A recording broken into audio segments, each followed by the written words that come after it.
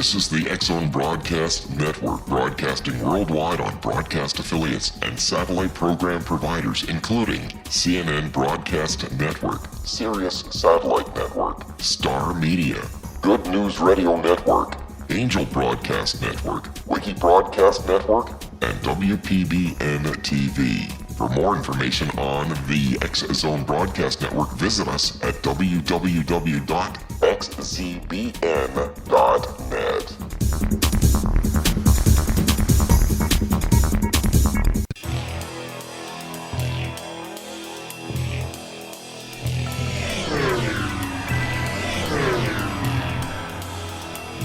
This is A Different Perspective with Kevin Randle.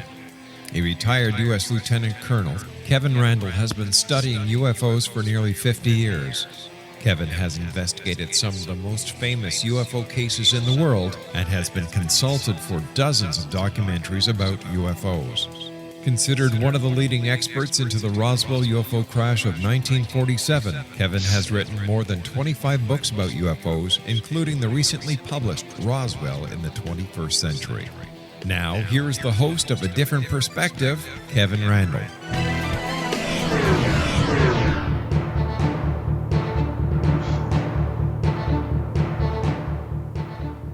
And we have returned from our 167-hour hiatus. This is really A Different Perspective, and I really am Kevin Randle. Today, we have Brenda McClurkin with us. She works at the Special Collections at the University of Texas at Arlington. And those of you who have been following the study, the controversy, the information about the Ramey Memo, that is the document General Ramey is holding in his office in July 8th, 1947, while the weather balloon is displayed there after the announcement of the Roswell UFO crash. And that information, that picture went from the Star Telegram, where it was from the reporter that originally took it, J. Bon Johnson. Eventually, all that information ended up at the Special Collections at the University of Texas at Arlington, and has been there for quite a long time. And I've been working with people there for 25 years or so, trying to find this thing. And when we come back after the break in a few minutes, I'll give you more information about that. But I thought maybe we just should say hi to Brenda McClurkin. Brenda, how are you? I'm well. Thank you, Kevin, for asking me to be on your show today. Well, I think you have some interesting things to contribute to at least the study of the Ramey Memo. Tell me a little bit about the Special Collections there at the University of Texas. I mean, we know about the famous Ramey Memo, but what else do you have there? Well, the Special Collections of the University of Texas at Arlington Libraries actually started as the Texas Labor Archives in 1967. So we are about to celebrate our 50th anniversary of the Labor Archives, and we are the official repository for Texas AFL-CIO records. And our oldest union records go back to the late 19th century. They're German brewery workers' records from San Antonio. But we also started collecting shortly thereafter Texas political history. Then we became the University Archives.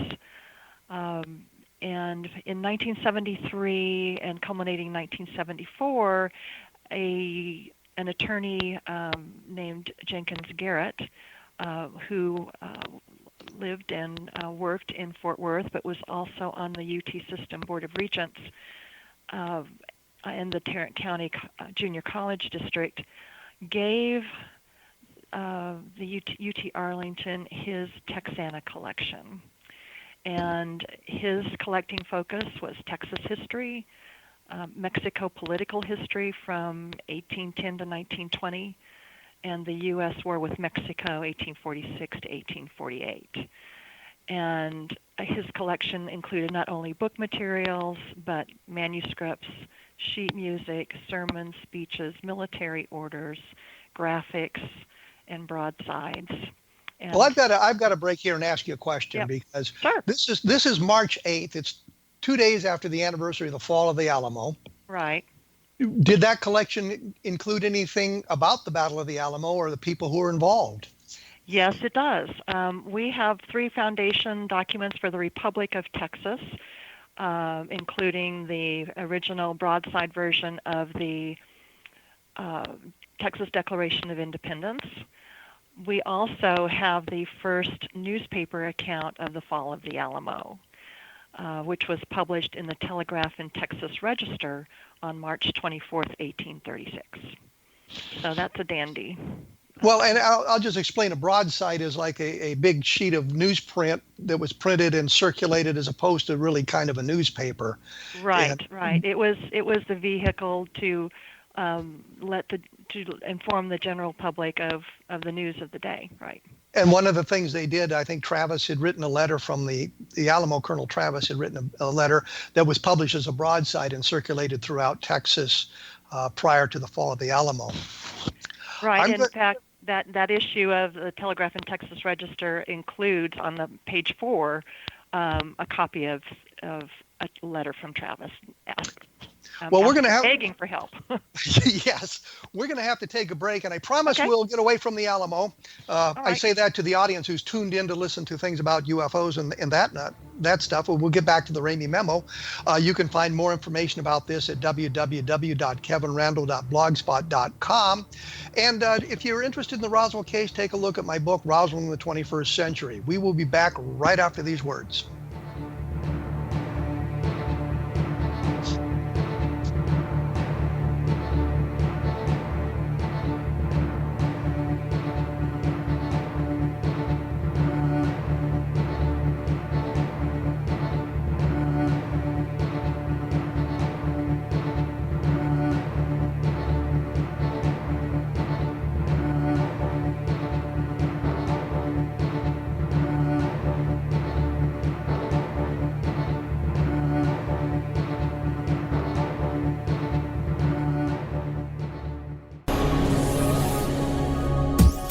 This is the X-Zone Broadcast Network, broadcasting worldwide on broadcast affiliates and satellite program providers, including CNN Broadcast Network, Sirius Satellite Network, Star Media, Good News Radio Network, Angel Broadcast Network, Wiki Broadcast Network, and WPBN TV. For more information on the X-Zone Broadcast Network, visit us at www.xzbn.net.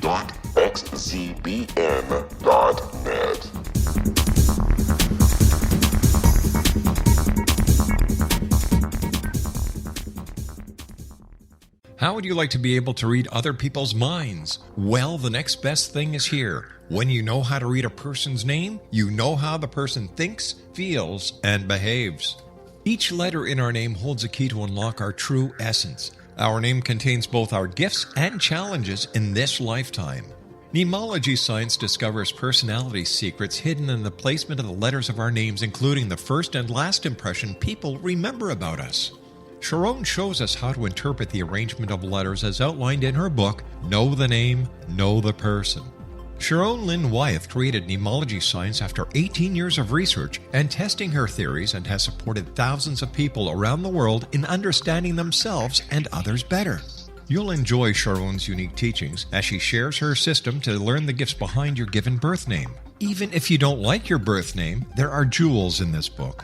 If you're thinking of changing your name, ready to name your child, or wanting to get along better with others, this is the book for you.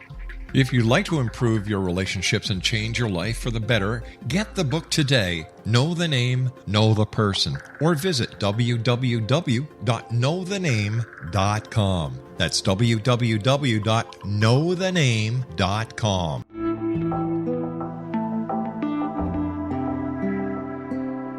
Take a step back in time and discover old Florida cuisine at Marsh Landing Restaurant in Fellsmere, Florida.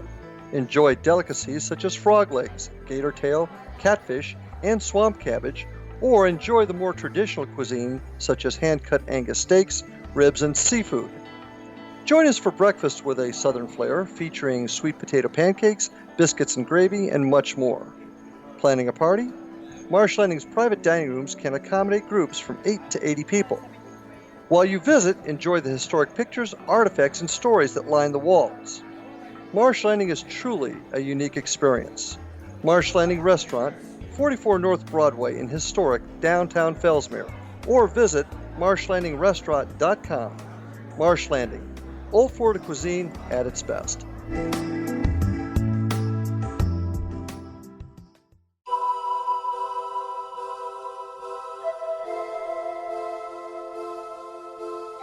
If you're a seeker, don't miss the inspiring book Shamanic Awakening, Between the Dark and the Daylight.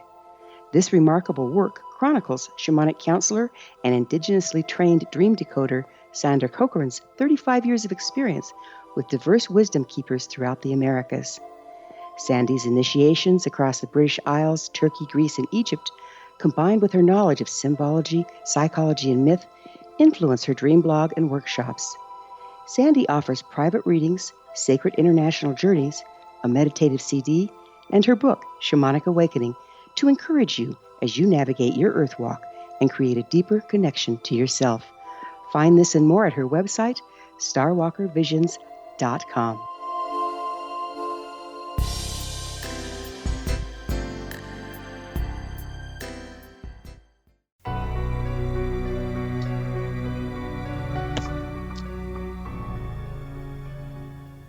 And as promised, we are back. I'm talking to Brenda McClurkin, who is one of the people working at the University of Texas at Arlington Special Collections. And before we went away on the break, I had asked her a question about the Alamo, which I find absolutely fascinating, the whole history of the Texas War for Independence and that sort of thing. So there were questions that I had. And one of them came to me. There's been a controversy over the years about Davy Crockett surrendering at the Alamo. I'm figuring if all your friends are dead and there's like 9 billion Mexican soldiers in the fort, you don't have much choice but to surrender. But that's just my opinion. But the information came from a book by a fellow named De La Pena, I think, that was allegedly published right after the battle. And you had mentioned this collection, and I wondered if there was a copy of that manuscript in that collection, or did that come from somewhere else, or do you even know? Because I mean, this is really getting down into the minutia of the battle. Well, the original De La Pena diary is at the Briscoe Center for American History at the University of Texas in Austin. So I'd have to check to see if we have a copy of it, but the original is at UT. Is there, and again, I'm getting into the minutia, and you might not know this, there's a controversy about whether it was a forgery. Right. And I wondered if that controversy had been resolved at all. Had anything been done to actually resolve that controversy? I heard a presentation about that at an archival conference, actually, and I have not heard any resolution to that, but that was a number of years ago.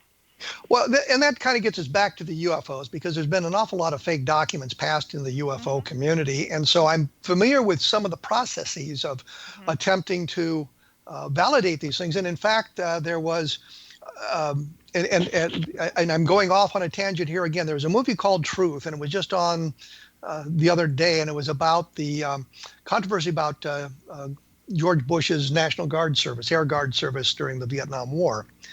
And so I that all kind of plays into the trying to figure out whether documents are authentic or not authentic, inauthentic, and that sort of thing. So it's kind of an interesting thing. I think in that case, it's pretty well established those documents about Bush's service were forged. But I've gone off on a tangent here, which I am known to do. To continue your tangent for just a moment there, I mean, a lot of the early Texas documents there's forgeries there too. In fact, there's a book called Texas Fake that talks about that. Well, there was also one that a guy wrote about Davy Crockett in the Alamo that talks about an awful lot of the fakery going on in documentation out of the Texas War for Independence and the Texas Revolution and that sort of thing, that time period. There's a lot of that sort of thing going on. And as we look at other things, and we get an awful lot in the UFO field, and that's what's so important about the Ramey Memo. But you're looking for a provenance of the document. Can you link it to something in the area? And with the Ramey Memo, notice this brilliant transition here. With the Ramey Memo, we know when the picture was taken. Ramey is holding the document in his hand. There is all kinds of transmittal documents about the photograph, who took it, how it was taken, when it was taken, and all of that sort of thing. So we have the perfect provenance. The only problem is we can't read the memo at this point. You were going to comment. I was going to say, I think there's even some controversy as to how he came by the memo, too, isn't there? Yes, there is. The one thing we can say is the material in the picture is a weather balloon. The balloon envelope is seen in the picture. The debris from the Raywin radar target is in the picture. That's clear as day. We've got that. But the question is, where did the document he's holding come from? Some of the people believe that it was from the message center there at the base at the, I think it was the Carswell Army Airfield, not Carswell, the Fort Worth Army Airfield at the time, later Carswell Air Force Base. Was it a message from the communications center, or did J. Bond Johnson, the reporter, bring it with him? Because it looks like it's a bit of teletype, and the thinking is, and Johnson actually said this at one point, that he had brought the document into the office and handed it to Ramey. He then backtracked on that when he realized that the importance of the memo would be degraded if it was in fact teletype from the newspaper office, as opposed to something that had been transmitted by the military. Mm-hmm.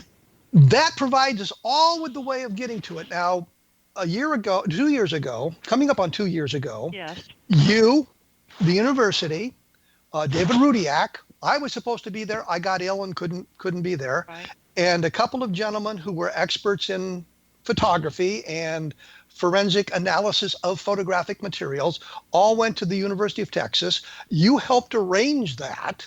Yes. Can you tell us a little bit about what went on there so that I can shut up? Okay. And this is the University of Texas at Arlington, sometimes confused with the other UTA, which is UT Austin.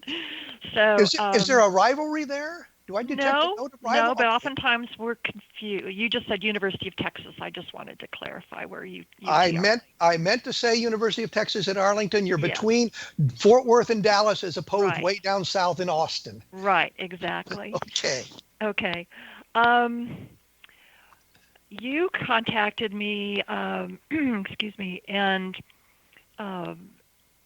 wanted to explore or have the negative scanned at the new higher resolutions that are currently available, and proposed that a team of your colleagues come and visit the University of UTA.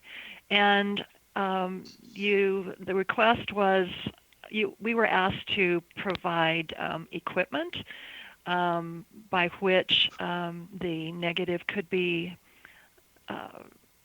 observed or to be viewed. And one suggestion was a biological microscope outfitted with a camera. So Dr. Jeffrey Demuth of the biology department was very gracious in allowing us access to such a microscope, and even provided a graduate assistant to help operate and facilitate the digitization, the photography of the negative.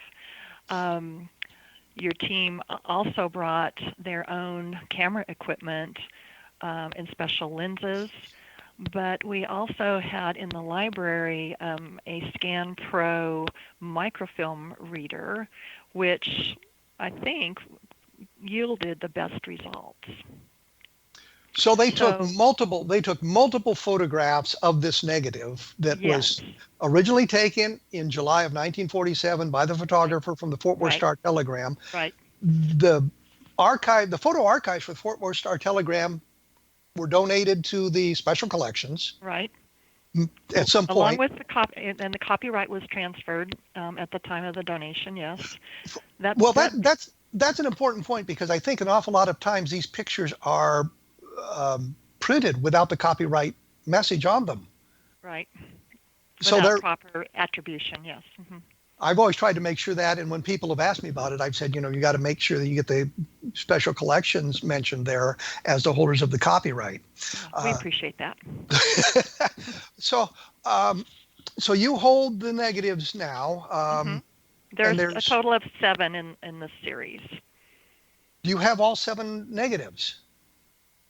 I believe we do. Yes, we have 7 negatives. There were I think 6 taken by Bon Johnson, and then there was a 7th one we assume was taken by a PAO for the base. Well, there are two of the debris, or reputed of the weather balloon, that your colleagues have said that we do not have. But the 7 that we do have include pictures of an intact round weather balloon. Okay. So there were additional pictures that I guess are part of that package that do not relate to what was going on in Ramey's office at the time. Right. Exactly. Okay. And we should make it clear, because there's good people going to hound me about this if I don't make it clear. Okay. I believe that the material in Ramey's office is not the material that was brought from Roswell, based on the descriptions provided by Jesse Marcel Sr., by Brigadier General Thomas Dubose. His name, I wanted to say Twining, but it's Thomas Dubose. In interviews, had said that the material that was in Ramey's office is not the material that had been brought from Roswell. So when you look at the photographs, it's clear that what you're looking at is a weather balloon and a degraded radar target. And the information provided by 2 of the people who were in the room at the time, and that would be Marcel and Dubose, said that's not the material that was brought from Roswell. There's a 3rd guy that was in the room, and that's the other picture, the 7th picture of Irving Newton.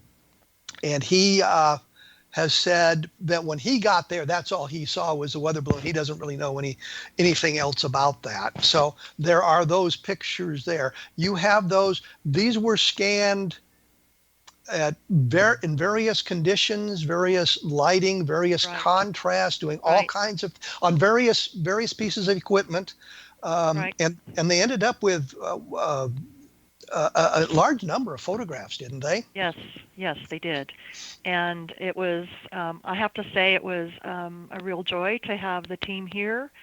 They were very careful in handling the negative and very conscientious about the lighting, and they even brought a thermometer to monitor the temperature of the lighted surface that the negative was sitting on for underlighting, and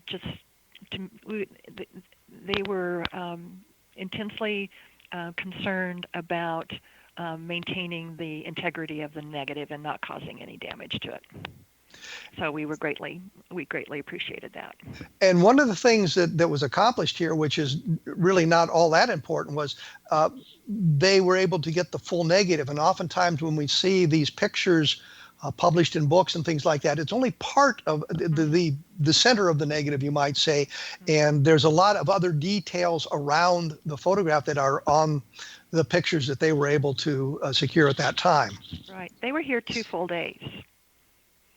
And I think we spent probably close to a full day in the biology department in their lab with the microscope. And I should point out, it took us 2 years to arrange this too, because of all the things that went on ancillary to that. I'm gonna go off on a tangent here because we're coming up against a break in a few moments, and I just wanted to say that.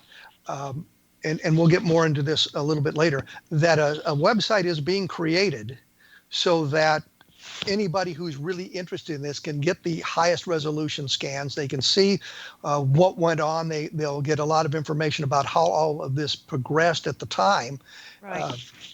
And so that if they're interested in doing research about the Ramey memo or trying to decode it themselves, that's something that can be accomplished by looking at the material on the website. I'm not sure if that's active yet, and we'll get to that in a minute. So like I said, when we come back, we'll be talking about that. We'll be talking about some of the other things that went on, and I'll be putting up some more information about this at my blog at www.kevinrandle.blogspot.com, and we will return right after this.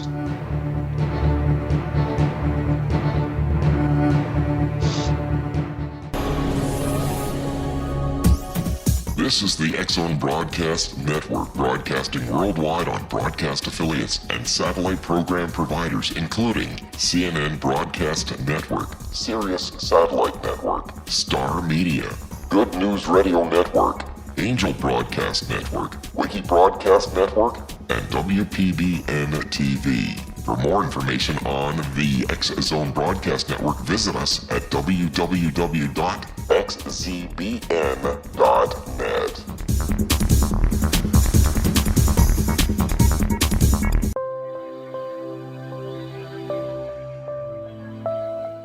There's a legend shared by many indigenous cultures of a time when the nations were cast to the four corners of the world.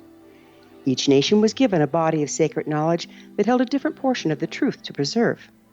True reality could not be known until all the nations reunited, combining the information. If a single one was missing, the world could not be reborn and darkness would prevail. The Science of Magic Radio is dedicated to reuniting the sacred knowledge. With the understanding, none of us has all the answers, but together we can open new perceptions and possibilities. Through our combined vision, the world can be reborn into a place where darkness no longer prevails. Join me, Gwilda Wiyaka, and the Science of Magic daily on the X-Zone Broadcast Network, xzbn.net, or visit us at thescienceofmagic.net.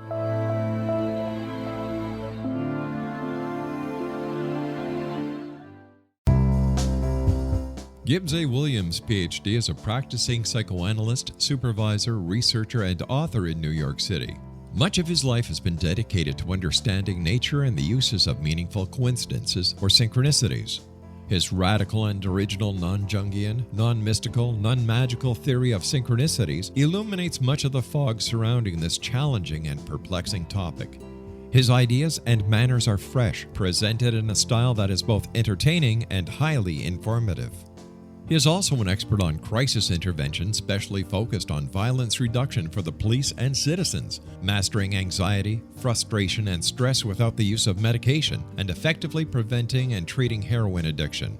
Dr. Williams can be contacted at his email address at gwwilliamsny11@aol.com or visit his website at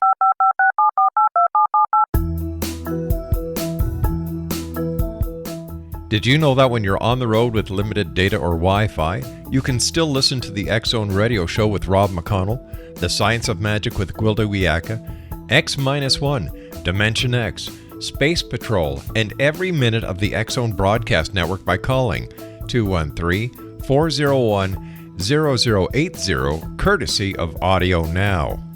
No smartphone, app, or internet needed. It saves your data plan and it's free if you have unlimited minutes. Call 213-401-0080 to listen on any phone, anytime, anywhere. Remember 213-401-0080 for the best of the paranormal, parapsychology, and sci-fi radio programming anywhere, 24/7, 365.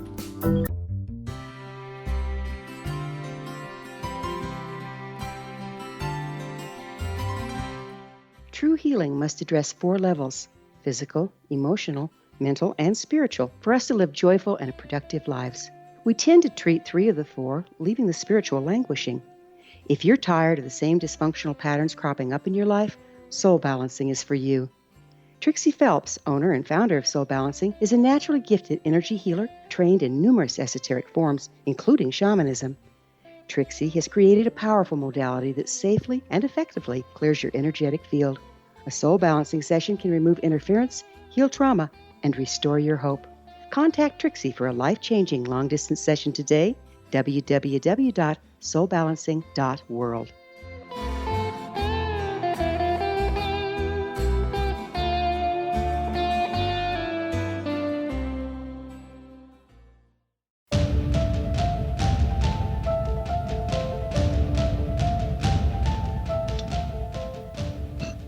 And as promised, we are back.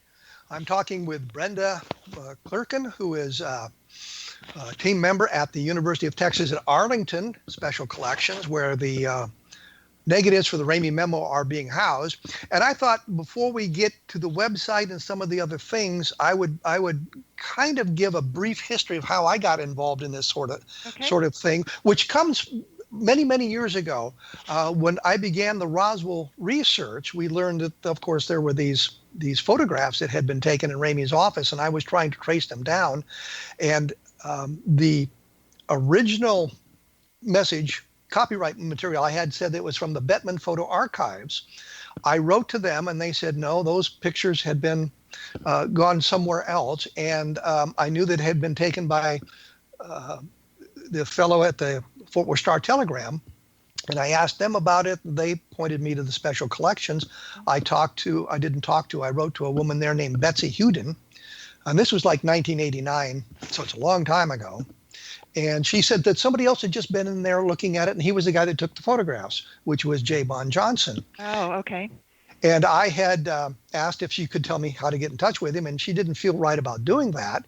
But I suggested, if I send you a letter, would you forward it to him? And she said she'd be happy to do that.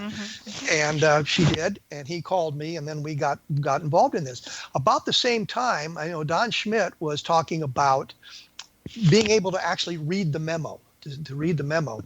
I think the idea was originally suggested by Brad Sparks in like the mid 1980s when they were looking at the photographs and that sort of thing. So it's a long history of that, and from that point, others have attempted to read the memo, including Dr. Rudiak, who you met when the team was there in Texas.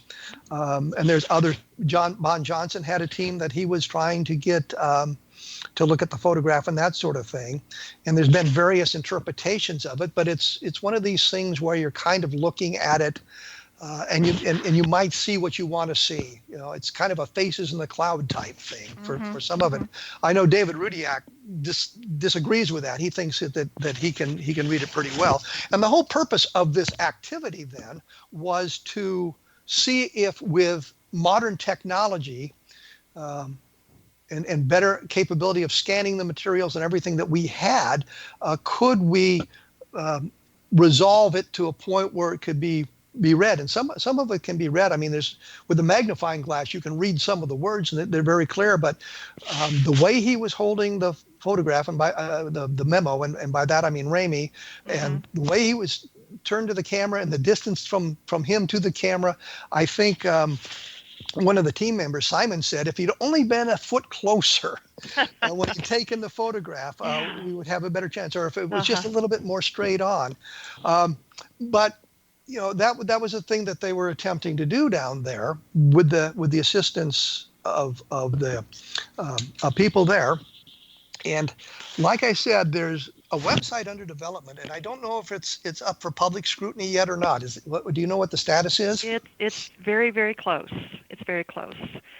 But I know you and your team were looking for a way to have a discussion around the content of the telegram. And we proposed to you that the University of Texas at Arlington Libraries create this website to showcase our negatives and the work that you have done on them. And I think it's a very nice collaboration. Well, I think the point is it allows anybody who's interested in this seeing the best resolution scans and possibly download those and apply technology as it grows to see if they can do that. And there's just been some discussion about that, some of the latest technology that's available through Adobe Photoshop and that sort of thing that might help us resolve some of this. And it gets down to the digitalization, the pixelation of the negative. And the problem there is, I guess there's some dirt and debris that has accumulated on the negative over the years. Yeah, it's from 1947. So, and that kind of complicates the issue a little bit. But they're looking at a negative, and there's masking elements in the negative. The word I'm searching for is escaped me at the moment. but there's problems with the halides of silver and the way everything is clumped and put together on the negative so that you can see it. And it's an attempt to separate some of that, because when you get down to the microscopic levels, which they were looking at, that debris and those elements in the negative kind of disguise some things once in a while. Mm-hmm. Did you notice that as you were looking at it under these high resolution scans? I was observing the whole process, so I did not look that closely because David was the primary person that was working with the graduate assistant in the biology department, and with Kathy Spitzenberger here in the library in doing the digitization. So I was an interested bystander and just watching the process and just making sure that everything that our negative was being handled properly. And we should point out that Simon is a high-ranking police official whose specialty is forensic analysis, and Jerry has a similar background. So the two of the people on the team this is what they did do for a living, or they do for a living, and they've continued to kind of work on it to see if new developments will allow us to read it in a way that everybody can do it, so we all agree on what it says. Right. And it was fascinating to talk to both Jerry and Simon too, just about their experience, and I thoroughly enjoyed those 2 days when your team was here. This was kind of a special arrangement, though, wasn't it? I mean, it wasn't something that you guys normally do. No. Not at all. Yes, we made special arrangements, and we're happy to be a part of this. Well, the interesting thing is, and I point this out because we don't want people just showing up at the door. Yes, thank you. Saying we'd like to see this negative now. I mean, it was a process that took about 2 years to get everything arranged and make sure that the university was protected and the copyright was protected, and that the negative was protected, and everything worked out that way. So it was a long, involved process that way. Our digital creation department did the website, and I think they've done a fine job. So. I would not argue that point with you. So the whole thing was something that was very specially organized to do this special thing. Have you done similar things in the past for other elements of special collections? We do have a major website called A Continent Divided, which highlights our Mexican War materials, but it has a much broader focus and includes graphics and the broadsides that you talked about, manuscript letters and diaries and journals, and so there's thousands of pages in that. This is the only one that we've done with such a narrow focus. But we also have a digital gallery, and the Roswell negatives are included in that as well. If you Google UTA Digital Gallery, you can find that quite easily. But we're getting involved in more and more digital work. But you're saying these negatives now, are these the scans that were made with the team there a couple of years ago, or are these? No. Those what's up in our digital gallery are JPEGs, and the website that's specifically highlighting the Ramey Memo has its own unique website, and those have very high resolution images. And that website will be up in a matter of days, matter of weeks. I'd have to check with our web developer. It's very, very close. I know I've looked at it, and you all have looked at it, and I just don't know when it's up. It's up now, actually. So should we tell people how to find it? I would think that would be a very nice idea. Yes. Okay. All right. If you go to library.uta.edu/Roswell, that will take you there. So it's library.uta. Yeah. edu Oh, edu. /Roswell. Let's see Okay. if it takes me there. So the people want to see what, and the better resolution scans are on that website. Is that correct? Yes, and it's called the Roswell UFO Incident. in case you can't figure that out. Yes. If I walk in on the street and want to see see something in the special collections, is there a process I need to go through? How do I gain access to the special collections, I guess, is a better way of asking the question. The wonderful thing about these materials being in special collections is that we are not serving just UTA faculty, staff, and students. Our clientele includes the general public. So anyone can come and see anything that we have. So we do ask our patrons to fill out an application to use our materials. They're asked for contact information, and we're asked to provide a photo ID so we know that they are who they say they are. We will ask them to store their personal belongings. They can use a laptop computer or a tablet, and we'll give them the prettiest pink paper you've ever seen to write on if they need to take handwritten notes. But there are some guidelines in using the materials. Now, these negatives now are being held in our brand new cold storage vault. It's a state-of-the-art cold storage. Our negatives are being stored at 38 degrees Fahrenheit. And we were starting to see some deterioration. It's called vinegar syndrome with some of our acetate negatives, the earlier ones. And by putting them in this cold environment, 38 degrees Fahrenheit, 30% relative humidity, we're extending their life by approximately 500 years. So it was an $800,000 project that was underwritten by a National Endowment for the Humanities grant, in addition to other private funding sources. And we've just moved our negatives into the vault May and June of last year. Well, I'm going to come back in 500 years and check this out and see if you it's still should. there. We're going to have to take a quick break here.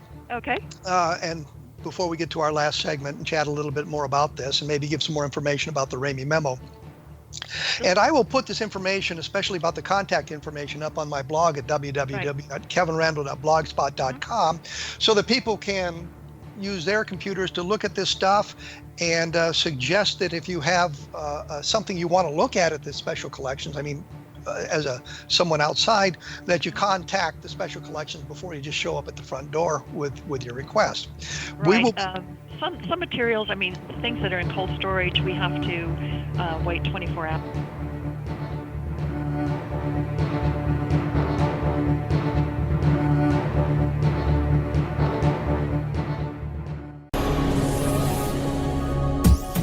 This is the X-Zone Broadcast Network, broadcasting worldwide on broadcast affiliates and satellite program providers, including CNN Broadcast Network, Sirius Satellite Network, Star Media, Good News Radio Network, Angel Broadcast Network, Wiki Broadcast Network, and WPBN TV. For more information on the X-Zone Broadcast Network, visit us at www.xzbn.net.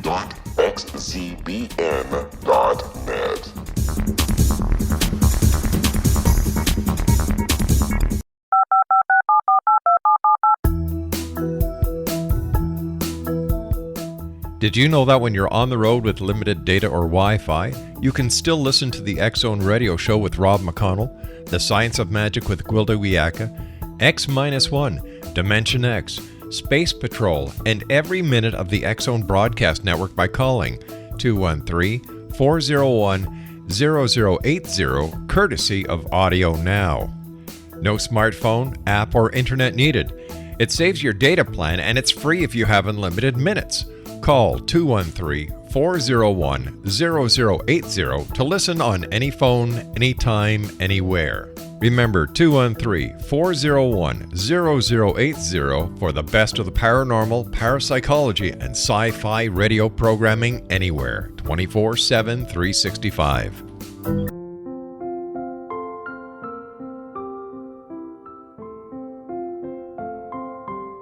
I am Dr. Carl O'Helvey, founder, president of a new cancer foundation focusing on evidence-based physical, mental, and spiritual interventions, including natural cancer cures, prayer, meditation, affirmations, nutrition, and other related holistic cancer prevention and cure modalities. These are used in cancer education, research, and financing care. I ask for your help to continue this important work by donating at www.holisticcancerfoundation.com.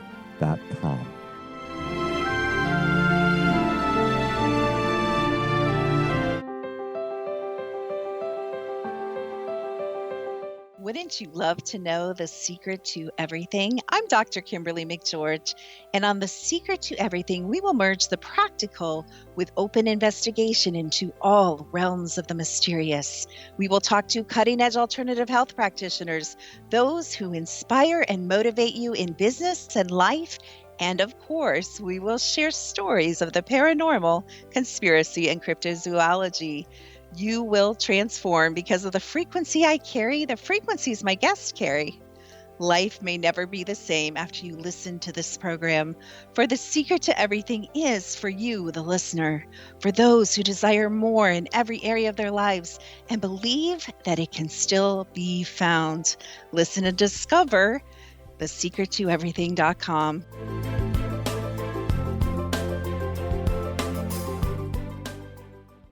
Little children aren't the only ones afraid of the dark. Millions of soldiers return from war zones with PTSD, anger, frustration, fear, and loneliness, much of which surfaces during the darkness of the night. You have the chance to change the lives of these American heroes. Songs and Stories for Soldiers.us provides free MP3 players for these men and women. With a list of 3 million songs in 16 different styles, 100,000 audiobooks, and 30,000 old-time radio programs, every veteran can find something to soothe and comfort them at no cost. All our players contain an 8-hour audio program designed to help veterans fall asleep. With 1,500 plus vets now participating, it's our goal to deliver 10,000 audio players this year. Go to our website at songsandstoriesforsoldiers.us. Help us help a veteran make it through the night.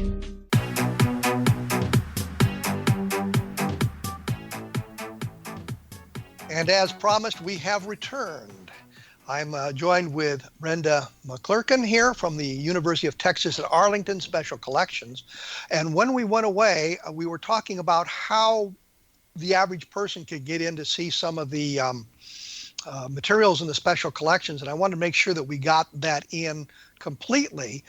You were saying that the negatives in this special vault that cost $800,000, this controlled atmosphere vault, it requires at least 24 hours notice before you can take negatives out of it? Well, it takes 24 hours for the negatives to acclimate because they're in a 38-degree temperature. We can't just take them out and put them in a room in regular room temperature.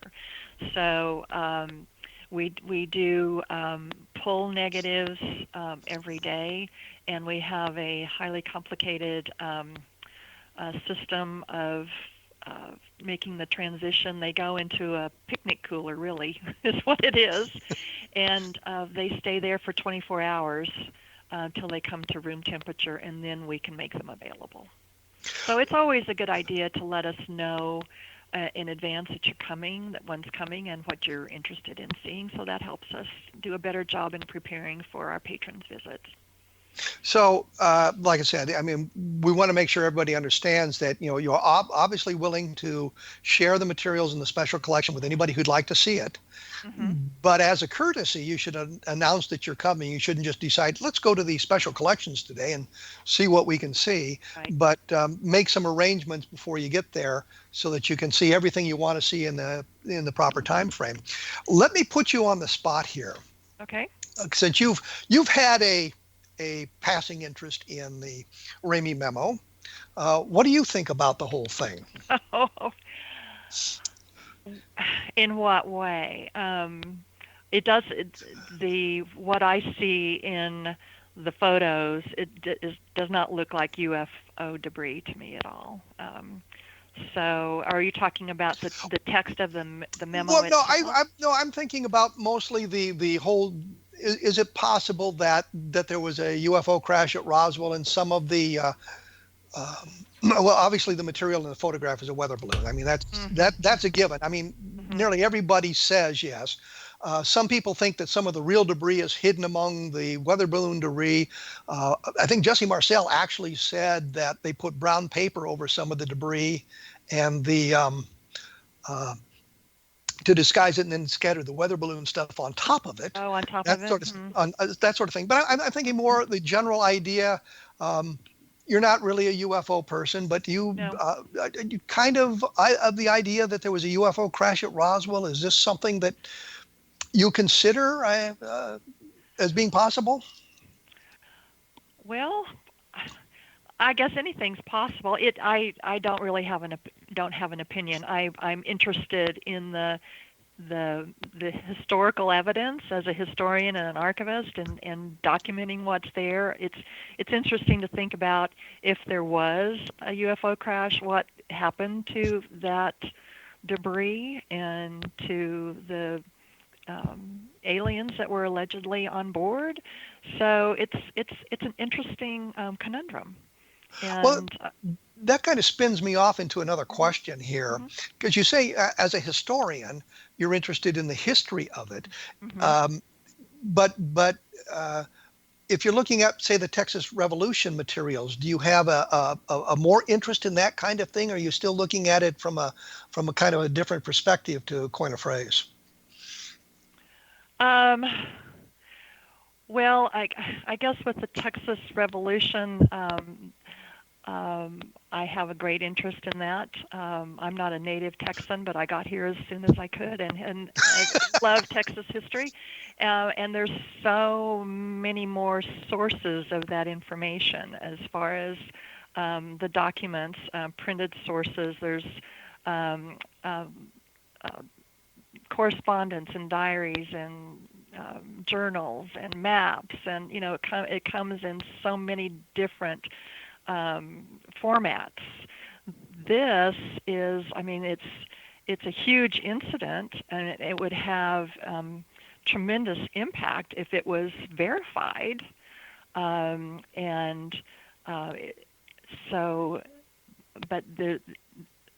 I guess it's the sources of that information are not as widely, I don't know what I want to say, widely authenticated, disparate, as it is for something that lasted for years. Yeah. Do you ever go into some areas of the special collection and just sort of look at stuff because you can? I mean, things that interest you. I've been in special collections almost 15 years, and I drive 90 miles a day to get here, to come to and from work. And the joy of my job is every day is a day of discovery, from something that I haven't seen before, and to working with people to bring new old materials into the library, and just working with, for instance, your team. I mean, that this was very stimulating and interesting activity, and I thrive on that sort of thing. When, not to pin you down, but when you say you drive 90 miles every day, is that round trip or just one way? Round trip. Okay. Yeah. I asked that only because back in the olden days when I lived in Texas, I lived out in Mineral Wells, which is where the Fort Walters was, the Army primary helicopter school. Yes. And so I just wondered if you lived out in that direction or some other direction. I do. I live just down the road in Weatherford. Oh, I was going to bring up Weatherford. The one thing I remember, you go to Weatherford, you had to drive around the damn courthouse to get to Fort Worth. Yes, you do. Okay. And Weatherford was a nice town, except they tended to stop some of our friends for speeding frequently there. Oh, well, it's a wonderful community. It really is. We enjoy living there. In the special collections, is there any other UFO-oriented material that gets questioned very often, or is this really kind of it with the Ramey Memo? This is it, and really, of the over 4 million negatives in the Fort Worth Star-Telegram collection, this is by far our most widely requested image. Do you, if somebody asked you to make prints of it and send them to you, did you do that sort of thing? I mean, not for free, of course, but would you make prints for people? They can download those JPEG files off of our digital gallery for free, and you can download off of the Roswell UFO incident website at no charge. But yes, we can provide a scan. There's a $10 preservation fee for that, and we do charge a publication fee if it is a commercial publication. But otherwise, for scholarly use or personal use, there's no publication fee charged. So what we're saying here is you can get access to almost the best material possible on the Ramey Memo now through the internet. You don't have because when I began, we had to order pictures. Mm-hmm. And I know that Stan Friedman had paid someone, probably 20 years ago now, to go to the University of Texas at Arlington, Special Collections, and collected the negative to take it out to be scanned, so that at that time the best resolution scans that would be available, and then of course return it to them. And now if I wanted the Ramey Memo, I could send you an email and you'd say, hey, here's how it's on the internet. You can download it yourself here in a matter of seconds. Right. Yes. But there is a publication fee for that. And the other thing. No, not if you don't. If it's to be used in a commercial publication. Yes. Then yes. We would like to be contacted for permission to publish. Okay. And that's an important point, because I know a lot of this stuff circulates on the internet without the proper credit being given and the that sort of thing. The other thing I was going to ask you quickly, because we're really running out of time here, is you say there are 4 million negatives in the Fort Worth Star-Telegram archive?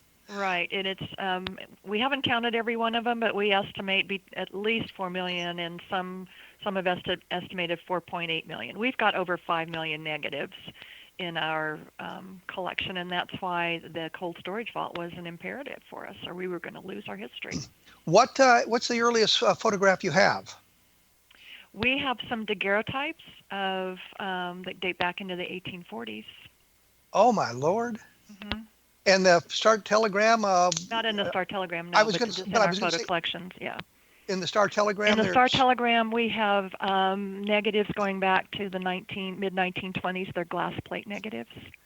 And in the film negatives, the earliest date back to about 1935. Do you have any Civil War photographs in all of that?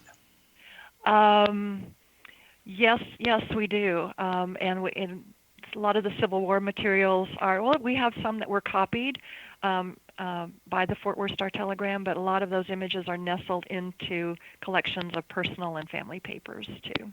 So we really have a wonderful collection. Well, listen, we're right out up against the end of the program. I was going to say the deadline, the end of the program here. I'd like to thank you for taking time to chat with us, sharing the information about. It's gone by so fast. It does tend to do that. And as you say, you can look at some of the negatives. You go to library.uta.edu/Roswell, and you can bring those up on your home computer immediately, if not sooner. Right. Well, thank you. You're welcome. No, you were going to say, and? I was just going to say, there's additional discussion, and I mean, there's the original negatives plus the work that your team did, so there's lots to look at. Okay, well, thank you very much, Brenda, and I'm sure we'll have a chance to chat again at some point.